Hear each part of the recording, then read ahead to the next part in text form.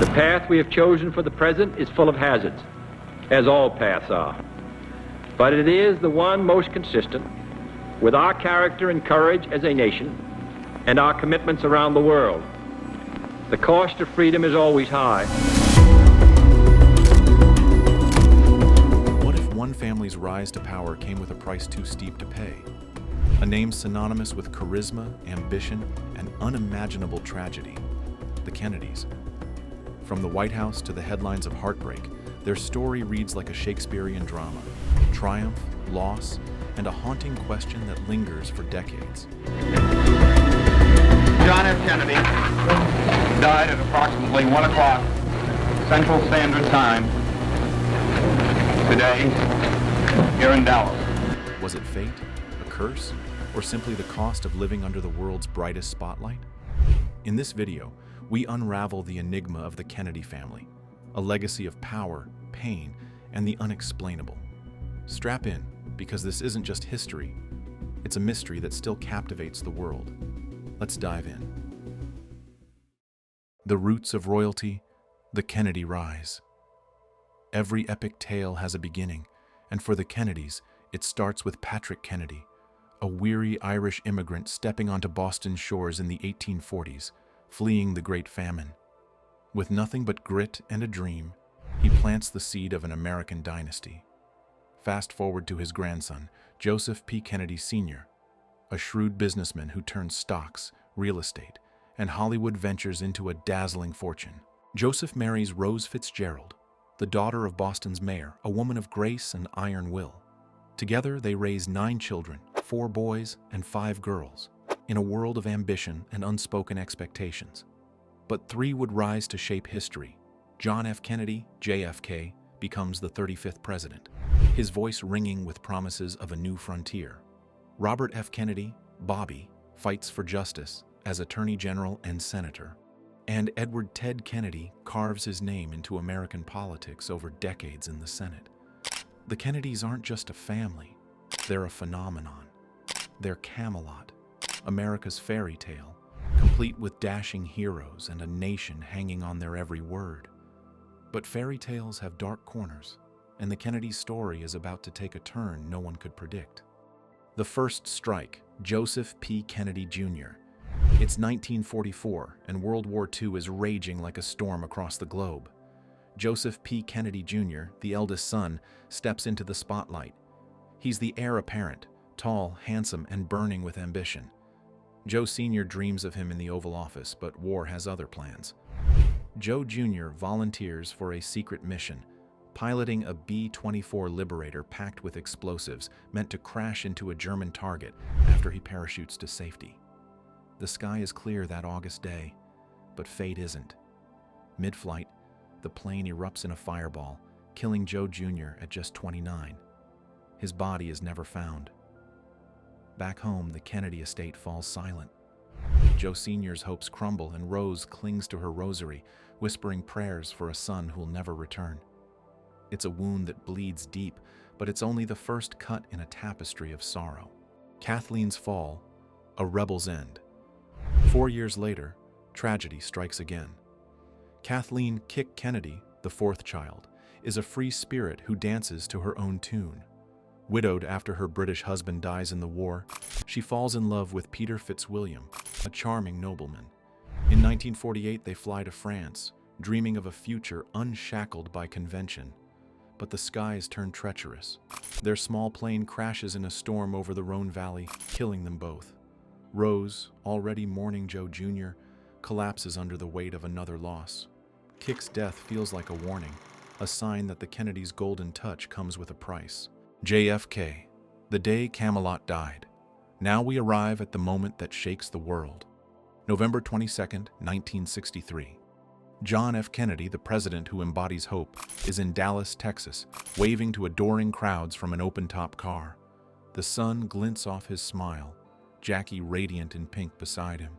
Then, crack. A rifle shot splits the air. JFK slumps forward, blood staining the day. Lee Harvey Oswald, a lone gunman perched in a book depository, has just ended a presidency and a dream. The nation freezes. Jackie cradles her husband's head, her elegance drowned in grief. Within hours, the news spread like wildfire. JFK is dead at 46. The Kennedy compound in Hyannisport becomes a mausoleum of silence. Joe Sr., mute from a stroke, can only stare as his second son's coffin passes by. And the questions begin. Was it really just Oswald? Was it the CIA, the mafia, a government plot? Conspiracy theories swirl, but one thing is clear. The Kennedy curse has claimed its most famous victim, and America will never be the same. Bobby's last stand. The wound of JFK's death is still raw when Robert F. Kennedy steps forward. It's 1968 and Bobby's running for president, his voice a clarion call for peace and equality. He's in Los Angeles, celebrating a primary win at the Ambassador Hotel. The crowd roars as he finishes his speech, his eyes alight with the same fire that once burned in Jack. He slips into the kitchen to shake hands with staff, and then chaos. 𝒂𝒏𝒕𝒐𝒍𝒅, a 24-year-old with a grudge and a gun, fires. Bullets tear through the air, striking Bobby in the head and chest. He collapses, a pool of blood spreading beneath him. For 26 agonizing hours, he clings to life, his wife Ethel by his side, pregnant with their 11th child. But on June 6, 1968, Bobby slips away at 42. Another Kennedy felled, another dream extinguished. Ted, now the last brother standing, delivers a eulogy that trembles with sorrow. My brother need not be idealized. He should be remembered simply as a good and decent man. The curse tightens its grip. Chappaquiddick, Ted's dark night. Ted Kennedy, the youngest, inherits a legacy soaked in blood and expectation. He's a senator, a rising star, but on July 18, 1969, his story takes a grim twist. It's a humid night on Chappaquiddick Island, Massachusetts. Ted's at a party, laughing with friends, when he offers to drive Mary Jo 𝒂𝒏𝒕𝒐𝒍𝒅, a 28-year-old campaign aide, back to her hotel. The Oldsmobile hums along a quiet road, until it doesn't. The car veers off a narrow bridge, plunging into the dark waters of Pucha Pond. Ted escapes, clawing his way to the surface, but Mary Jo is trapped inside. Hours pass, 9 to be exact, before he reports the accident. By then, she's gone, drowned in the submerged wreck. The headlines scream scandal. Was it negligence? A cover-up? Ted pleads guilty to leaving the scene, but the questions linger. In a televised confession, he asks, "Is there some awful curse hanging over all the Kennedys?" The public wonders, too, as Ted's political dreams sink beneath the weight of that night. John Jr., the prince's final flight. The next generation inherits the curse's shadow.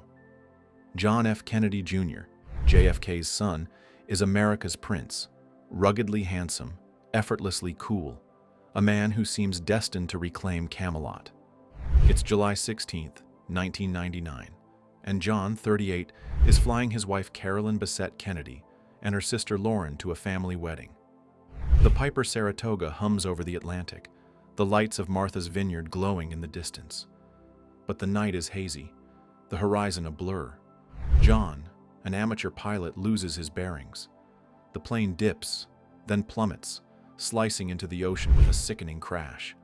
All three are lost, their bodies later pulled from the wreckage. The nation mourns again, whispering that the curse has struck anew.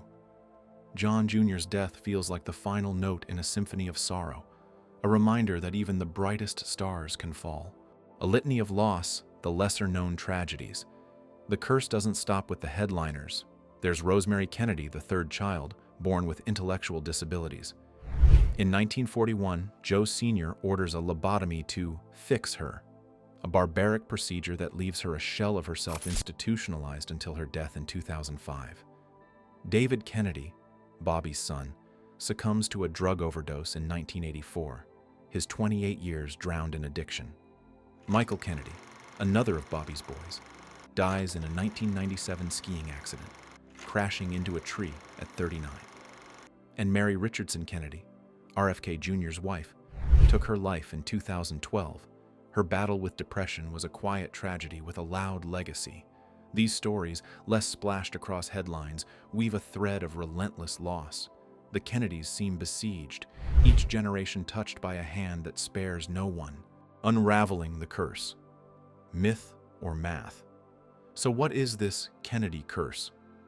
The phrase catches fire after Chappaquiddick, but its roots stretch back decades.